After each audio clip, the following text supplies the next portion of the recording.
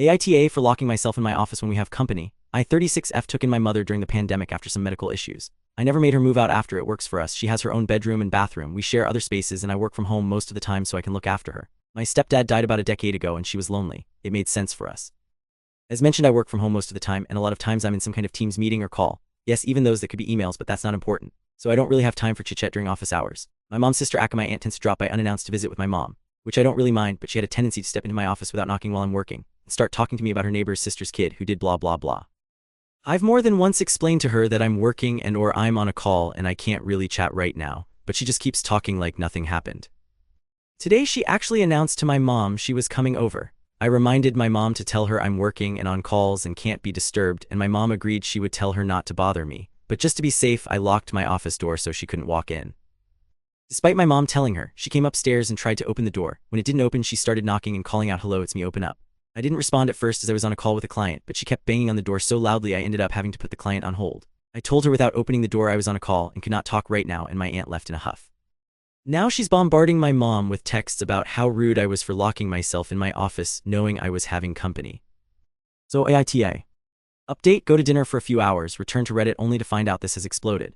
First of all, thank you all for your confirmation that this isn't on me. I did not think I was the asshole, but there's always that hint of doubt where you're like, maybe I should have poked my head out and said hello real quick, but the truth was it was a busy day today and I just hadn't had the time. Now for the update. After I finished my workday, I took my mom out for dinner and we discussed the matter. She hadn't responded to any of her sisters, my aunt's texts, because she is fully on my side. I know people are asking why my mom didn't stop her. My mom isn't very mobile anymore and my aunt simply got up from her seat and took off upstairs despite my mom's warning. We discussed it over dinner and we agreed that my aunt simply is no longer welcome during office hours. Since it's the only way to stop this behavior, either she can pick up my mom to go to a coffee shop and talk, come after office hours, or come over on the one day I work in office. My aunt seems pretty pissy about it, calling their brother, my uncle, to complain also. But he texted me earlier saying he told her how wrong she was, and apparently her husband had also told her she was wrong, so now she's currently stomping her feet at home because everybody is saying she's wrong. Delightful woman she is. Remind me to one day post the story about her Disneyland trip. Anyways, TLDR, mom and I decided she's no longer welcome at my house during office hours. Update to the update. This is the Cliff Notes version of the Disneyland story. She has twin boys and for their birthday she booked a trip to take them and one of their friends out to Disneyland. The friend ended up canceling last minute and told me if I paid the friend's share I could go. Reasonable enough, I figured why not. I was 16 at the time. This story is like 20 years old. I'm European, so this is Disneyland Paris I'm talking about, and I'm not from France, so this is an international trip. This becomes important later. My cousins are maybe 10-ish at this point. So anyways, we're in the parks and she's been a menace all trip already, but I'm dealing with it.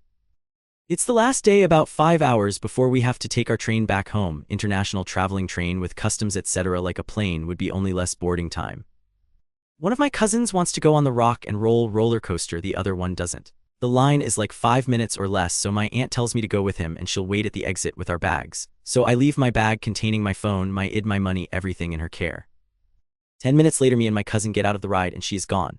So I start looking around, cannot find her. After half an hour of waiting, maybe they went to the bathroom or something, still nothing. We go check the bathrooms, neighboring rides, the works, no aunt. I have no phone on me to call her, and with us having to leave for the train in 4 hours I get nervous. I'm a 16-year-old with a 10-year-old at my hand and no money, no ID, no phone, nothing.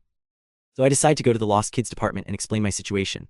They end up calling her through the park's intercom. Another hour goes by, no aunt. I remember my dad's phone number back home, so I use Disney's landline to call him. He tries calling her cell phone, my cell phone, no response whatsoever. At this point I have like an hour or less before the train leaves and I'm in hystericals because I can't board this train without money or ID, let alone with another minor. My cousin at this point, seeing my panic, is crying his eyes out, so I'm also dealing with a scared child. I'm barely an adult myself.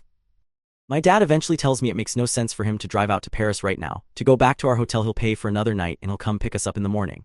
So I take my cousin back to the hotel, explain the situation, and the receptionist hears me say my name and says, "Oh sweetheart, I have a note for you. It's a note from my aunt. Gone to dinner, see you on the train."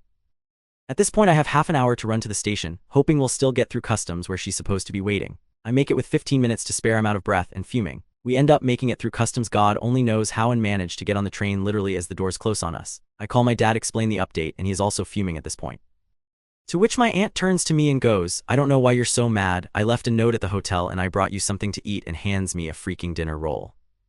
I took my stuff, went to the dining car with my cousin, who she also almost abandoned, and gave him the biggest slice of chocolate cake my budget could buy, and never came back to our seats to talk to her. XD. Drop your thoughts below, share this story, and subscribe to this channel for more daily content.